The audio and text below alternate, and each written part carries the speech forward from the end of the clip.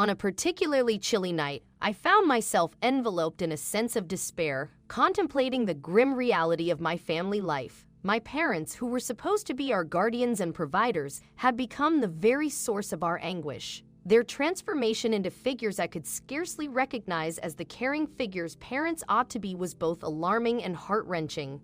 From an early age, it was evident that my father's penchant for gambling and my mother's gradual reliance on alcohol were more than mere vices.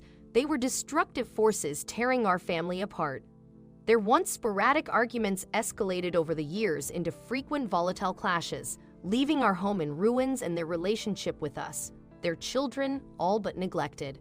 The decline was stark. By my 15th year, the comfortable home I remembered had degenerated into a shell of its former self, the damage from their fights evident in the wreckage of what used to be our furnishings. My mother's detachment from us, her children, in favor of her next drink, was a painful abandonment. One particularly stark memory was a night when my two younger sisters and I had to share a single cup of noodles between us, the only food we had. The fridge was bare, save for cold water and beer. Audrey's innocent inquiry about more food and Xavier's frustrated response highlighted the direness of our situation. At 16, the responsibility of caring for my sisters fell heavily on me, thrusting me into the roles of both mother and father before my time. Their neglect had forced me into adulthood prematurely, burdened with the task of maintaining a semblance of normalcy and survival for my siblings and me. This reality, far from the nurturing environment a child should grow up in, was our daily struggle, a constant reminder of the profound impact of parental neglect. The constraints of our financial situation meant that my sisters and I seldom left the house, each excursion a reminder of the money we didn't have. School became a luxury we often had to forego, further isolating us from the world outside our crumbling home. In the depths of night, with my sisters asleep, I'd quietly scour our parents' room, searching for any money left unguarded.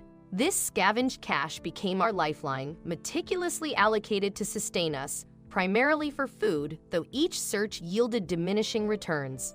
One restless night, plagued by hunger and desperation, I lay awake, contemplating the grim necessity of finding additional means to support us. The thought of resorting to morally questionable methods weighed heavily on me, yet the urgency of our situation left me feeling cornered. At dawn, driven by necessity, I wandered the streets, eventually pausing outside a bakery, entranced by the aroma of fresh bread. My longing gaze through the bakery window was abruptly interrupted by a baker's harsh reprimand, mistaking my curiosity for mischief. Dejected, I turned to leave, only to be stopped by the kindness of a woman emerging from the bakery, her hands extending a bag full of bread towards me. Overwhelmed by her generosity, I hurried home, the bag clutched tightly against me. The joy that simple bag of bread brought to Audrey and Xavier was a rare and precious moment of relief in our otherwise bleak existence. As they eagerly consumed the bread, their laughter and smiles illuminated our dim surroundings. Content with just a couple of small pieces, I found solace in witnessing their brief respite from hunger, a poignant reminder of the small mercies that sometimes punctuate our struggles. The sound of movement from my parents' room cut through our moment of joy like a sharp knife. The door flew open, revealing my father, his voice gruff with annoyance at our early morning laughter. In a panic, I attempted to conceal the paper bag of bread, but it was too late. He had already spotted it. "What's this?" he demanded, snatching the bag from my grip to inspect its contents. After sampling a piece of bread and remarking on its quality, he nonchalantly claimed the rest as his breakfast and left, ignoring Audrey's tearful protests and our pleas that we hadn't eaten properly the night before. From that day forward, our situation deteriorated further. My father sold his car, yet none of the proceeds were allocated to support us. Tensions escalated as he attempted to pawn off my mother's jewelry, leading to one of their fiercest arguments yet. My sisters and I huddled together in our room, trying to drown out the chaos beyond our door. The aftermath was bleak. Our home lay in shambles, with broken items scattered around and my parents conspicuously absent. Their bedroom, once a hidden source of emergency funds, was now barren. Desperation forced me outside in search of sustenance for my sisters and me. As I navigated the bustling streets, filled with the morning rush of people heading to work, a particular scene caught my eye. A woman, engrossed in a phone conversation, juggled a cup of coffee while her purse dangled precariously from her shoulder. The sight sparked an idea, born out of necessity rather than malice, as I weighed the heavy burden of our survival against the moral implications of my next potential action. In an act of desperation, I made a split-second decision to snatch the handbag, ignoring the searing pain as the woman's hot coffee spilled across my arm. I darted away, weaving through the crowd, my actions driven by an urgent need to escape. The woman's screams became distant as I maneuvered through obstacles, my heart racing with adrenaline and fear. Finding refuge in a secluded alley, I caught my breath and confronted the reality of my actions. I had stolen, crossed a line I never imagined I would. The bag's contents, a few $100s, seemed like a fortune, a temporary solution to our dire situation. Yet my relief was short-lived, interrupted by the unexpected presence of an older boy who had noticed my exclamation. His approach filled me with dread, but rather than threatening, he offered an odd sort of camaraderie, acknowledging our shared fringe existence. He inspected the bag and wallet, his interest piqued by the designer label on the bag, suggesting it could fetch a significant sum. Introducing himself as Christian, he extended an unexpected offer, a chance to work for him, leveraging my newfound agility for pickpocketing. Thus, in a moment fraught with moral conflict and necessity, I was introduced to a path I never envisioned, drawn into a world far removed from the innocence of childhood, all in the name of survival. With Christian's guidance, I found myself delving deeper into a life of petty crime, targeting unsuspecting pedestrians for their wallets and handbags. He taught me to discern potential targets, and in exchange for his tutelage, I split my takings with him, also selling him the stolen bags at a fraction of their worth. This arrangement, though far from honorable, provided a steady flow of income, enough to keep my sisters and me fed. However, the transient nature of our success soon led Christian to seek more lucrative ventures. He introduced the idea of joining his gang for a high-stake heist, targeting an electronics store for its valuable inventory. The promise of securing months' worth of income in a single night was tantalizing. Driven by desperation and the allure of a brief respite from my daily struggles, I agreed to participate. The plan was straightforward yet fraught with risk. We would break into the store under the cover of night, bypassing the electronic lock with codes Christian had obtained. My role was clear: to use a crowbar to break open the display cases and fill my backpack with as many tablets as possible. The heist commenced just after midnight. With adrenaline coursing through my veins, we entered the store, immediately setting to work shattering the glass that stood between us and our target. Amidst the chaos and the urgency of Christian's commands, I focused solely on my task, quickly filling my bag with the stolen goods. But our actions did not go unnoticed. The blare of sirens in the distance signaled the imminent arrival of the police. Panic set in as we fled into the night, the reality of our actions and their consequences looming over us. Christian's frustration was palpable as we realized the showcase alarms had likely triggered the police response.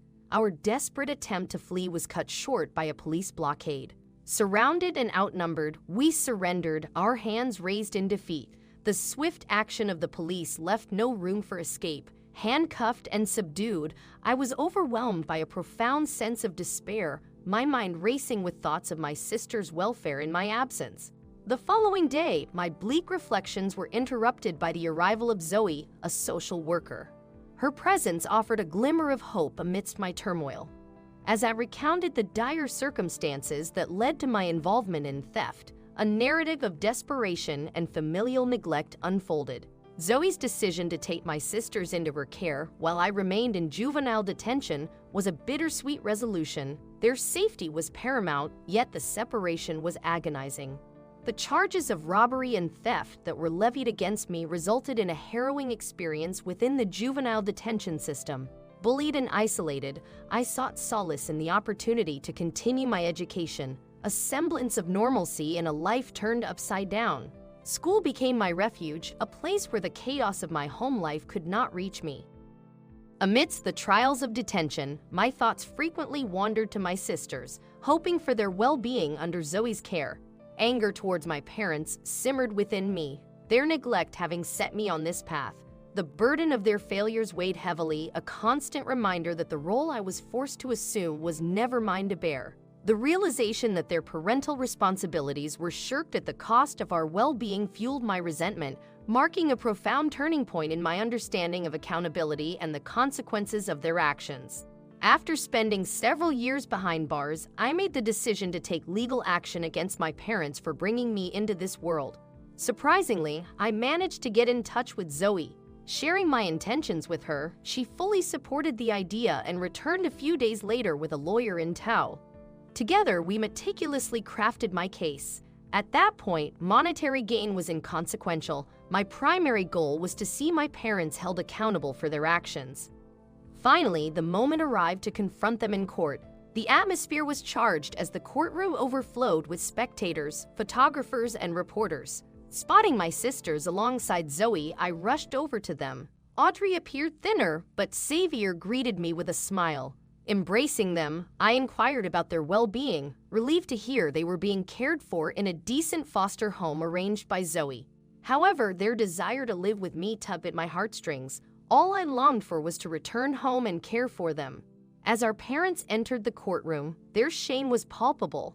They couldn't even bring themselves to meet our gaze. The judge called for order, then proceeded to list the charges against them. When asked for their plea, they whispered a guilty admission. When my sisters took the stand, my mother's tears flowed uncontrollably. I was the final witness, and when questioned about my time in juvenile hall, I responded resolutely. Desperation had driven me to theft. I had to find a way to provide for my sisters. Our parents seemed oblivious to our struggles, oblivious to the hunger and deprivation we faced daily. It was a constant battle to survive, to make ends meet when basic necessities were out of reach. The neglect and indifference they showed towards us were painful reminders of our insignificance in their eyes. Tears streamed down my face, and even my father's cheeks were wet with emotion as I recounted my story. In moments of despair, I often wished I had never been brought into this world. Yet my sisters remained my anchor, my reason to endure the hardships life threw at us. The room fell into a somber silence as the judge delivered his verdict. "Your home should have been a sanctuary for children," he pronounced solemnly. Instead, I sentenced both parents to 10 years in prison. With Samantha now of legal age, custody of her two sisters could be granted, provided she could sustain them through honest means. Charges against Samantha were dropped, allowing her to depart the detention center without a blemished record. As they escorted my parents away, a sense of melancholy overshadowed any sense of triumph I anticipated. But amidst the sorrow, a sudden shift occurred as my sisters rushed to embrace me. With my parents removed from our lives, a newfound freedom awaited us. Having also graduated from high school, I could now focus on supporting Audrey and Xavier. Together with Zoe's assistance, we refurbished our home and acquired secondhand furniture to replace what my father had sold off. That evening, as we gathered around the dinner table, there was an abundance of food for the first time in ages. Raising her glass of orange juice, Xavier proposed a toast to new beginnings. The sense of empowerment and resilience enveloped us, fostering a glimmer of optimism amidst our lingering pain. Though forgiveness for our parents seemed distant, the presence of my sisters filled me with hope. I knew that with them by my side, we would navigate the challenges ahead and emerge stronger, inching closer to healing the wounds inflicted upon us.